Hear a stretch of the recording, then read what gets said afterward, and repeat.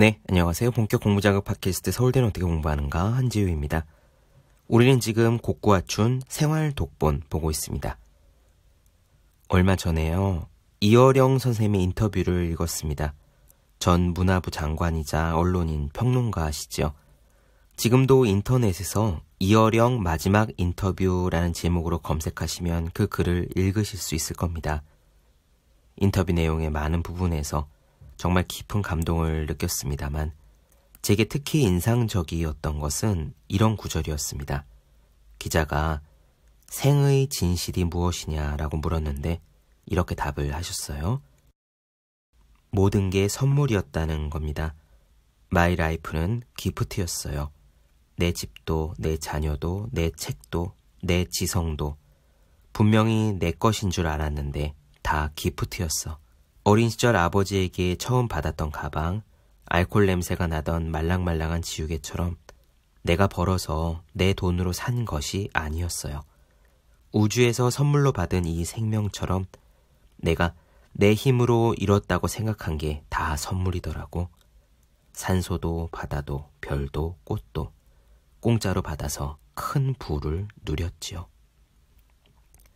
그랬습니다.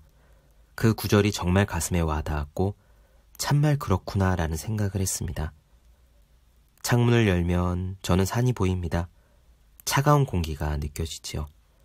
밥을 먹으면 쌀의 맛이 있고 그 쌀을 떠먹을 수 있는 숟가락이 손에 쥐어져 있습니다. 그리고 제가 밥을 먹을 때는 옆에서 저를 쳐다보는 강아지도 있습니다.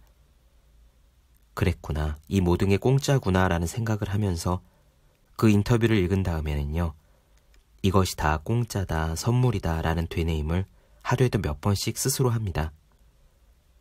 물론 내가 일을 해서 번 돈으로 산 건데 혹은 산이나 강을 보려고 해도 차비는 다 내가 벌어서 낸 건데 무엇이 공짜냐라고 생각하실지도 모르겠습니다. 글쎄요. 일해서 번 우리네 얼마 안 되는 그 돈으로 저 산을 사고 호수를 살 수 있을까요? 강아지를 애견센터에서 돈을 주고 사온다고 해서 그 돈으로 강아지를 만들어낼 수 있을까요? 저는 요즘 점점 더 그런 생각을 하고 있습니다. 마이 라이프는 기프트였다. 이런 생각을 할 때는요, 다른 무엇보다 내 자신이 행복하고 기뻐집니다. 오늘 이야기 역시 기쁨에 대한 부분인데 이어령 선생님의 인터뷰가 떠올라서 전해드렸습니다. 생활 독본도 거의 마지막을 향해 가고 있어요. 오늘 이야기도 기쁘게 들어주셨으면 좋겠습니다. 그럼 시작할게요.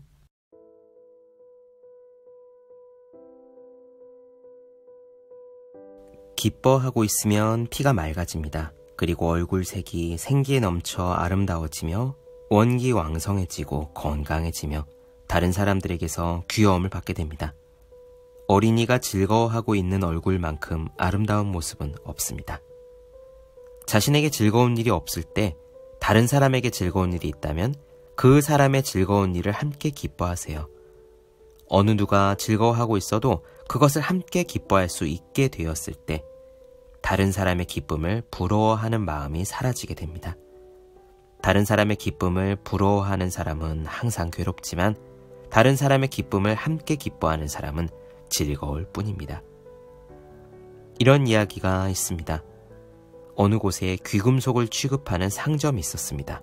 쇼윈도에는 멋진 다이아몬드, 금반지 등 여러 가지 보석이 장식되어 있었습니다. 한 가난한 사람이 쇼윈도 앞에 서서 그것을 보고 있었습니다. 잠시 후에 그 가난한 사람은 상점으로 들어가서 많은 다이아몬드며 보석을 보여주셔서 정말 감사합니다 라고 인사를 했대요.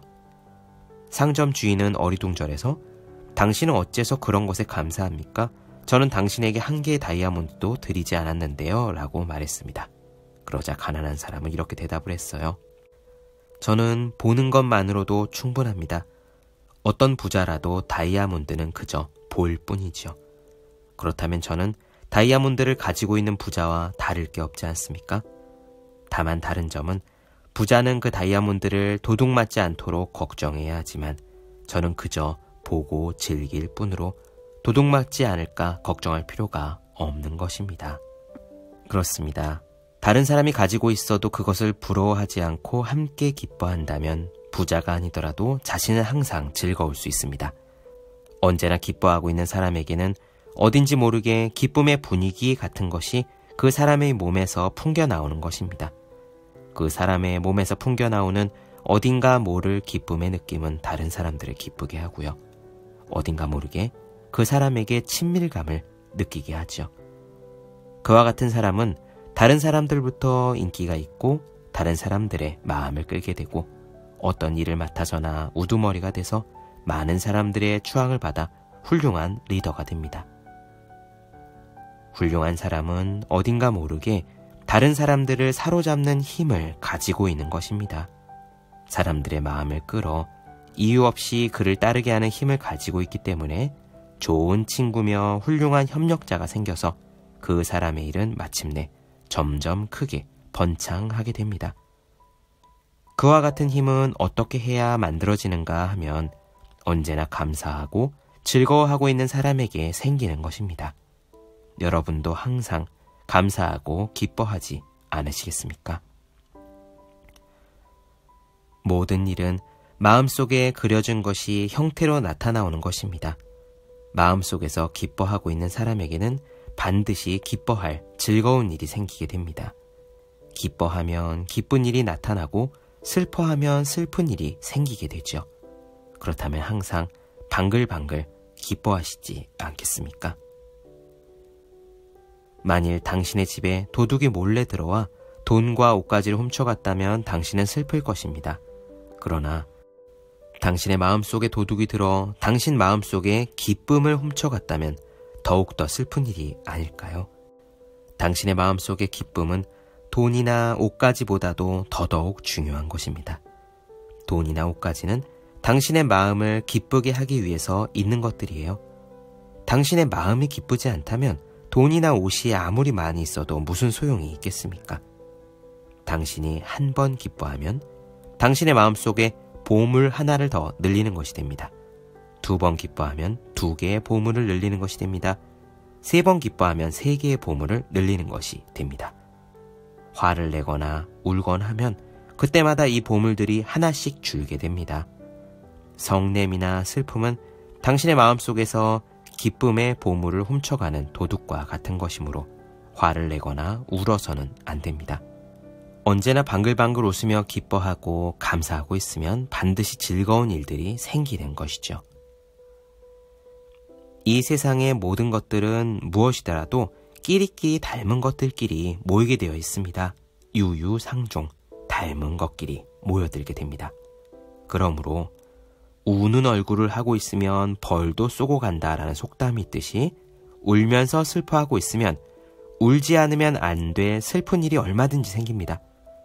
아침에 잠깐 슬픈 생각을 일으키면 그날 하루 종일 왠지 슬픈 일들이 생겨서 뭐든지 재미없게 됩니다.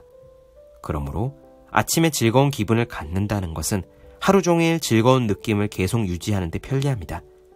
만약 슬픈 일이 있더라도 울지 않아야 합니다. 나는 신의 자식인데 뭐 아무것도 슬퍼할 일이 없어. 나는 즐거워 하고 열심히 생각하도록 하세요. 틀림없이 기뻐집니다. 이전에 있었던 슬픈 일들을 생각하지 마세요. 그건 벌써 지나가서 끝난 일입니다. 자신을 해친 사람을 생각하지 마세요. 그것도 이미 끝난 일입니다. 지금 자신은 행복하다고 생각하세요. 어떠한 슬픈 일이라도 그것은 기껏해야 하나의 슬픔이지 않습니까? 게다가 그것은 지금 당장의 일이 아닌 경우가 많습니다. 그것들은 어제의 일이던가 1시간 전의 일이던가 여하튼 벌써 지나간 옛날 일입니다. 당신에게 즐거운 일들은 여전히 많이 있습니다. 슬픈 일, 어두운 일, 화낸 일들을 마음속에서 버려버립시다. 그래서 좋은 일만을, 즐거운 일만을 마음속의 꽃밭에서 자라게 합시다. 마음의 정원에는 즐거운 꽃을 심읍시다. 슬픈 마음은 잡초니까 뽑아버립시다. 화내는 것도 잡초이므로 뽑아버립시다. 항상 자신을 즐거운 사람, 행복한 사람이라고 생각합시다. 자신을 불쌍한 사람이라고 생각해서는 안 됩니다. 인간은 생각한 대로 되므로 자신을 행복한 사람이라고 생각하면 행복해집니다. 언제나 나는 행복하다. 지금까지 어떠한 일이 있었더라도 이제부터 행복해지지 않을 수 없다라고 믿으십시오. 이 세상에서 스스로 자신의 길을 개척해가는 사람 앞에는 어떤 장애물도 자연히 모습을 감추어 버립니다. 당신의 출생이 아무리 비천하다 해도 또 어떤 직업을 가지고 있다고 해도 그러한 것들은 인간의 가치와는 아무 관계가 없습니다. 그것들은 도중에 생겨난 일일 뿐입니다. 우리의 조상을 거슬러 올라가다 보면 출세한 조상도 있고 몰락한 조상도 있습니다. 그러나 더욱더 조상의 조상, 그 조상의 조상으로 거슬러 올라가다 보면 여러분 모두는 신의 자손입니다. 모두 신의 자식으로 출생이 나쁘다고 할 수 있는 사람은 한 사람도 없습니다. 신의 자식에게는 아무리 출세해도 너무 출세했다고 하는 일은 있을 수 없습니다. 아무리 힘을 다해도 이것으로 힘이 다 빠졌다고 하는 일도 없습니다. 힘은 내면 낼수록 더 솟아나는 것입니다. 공부하면 공부할수록 힘이 붙는 것이 인간입니다.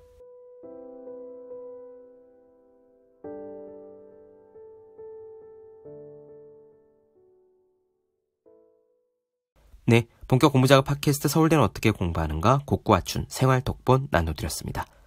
더 많은 이야기가 궁금하신 분들은 제 유튜브 채널 제우의 서재, 네이버 블로그 생의 즐거운 편지, 카카오 브런치 한재우 브런치, 인스타그램에서 해시태그 제우의 서재 검색해주시면 좋겠습니다.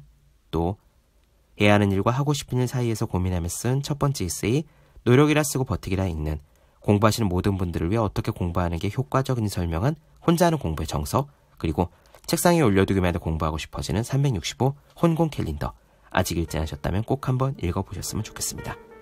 그럼 오늘 여기까지 할게요. 전 다음 시간에 뵙겠습니다. 여러분 모두 열심히 공부하십시오. 저도 열심히 하겠습니다.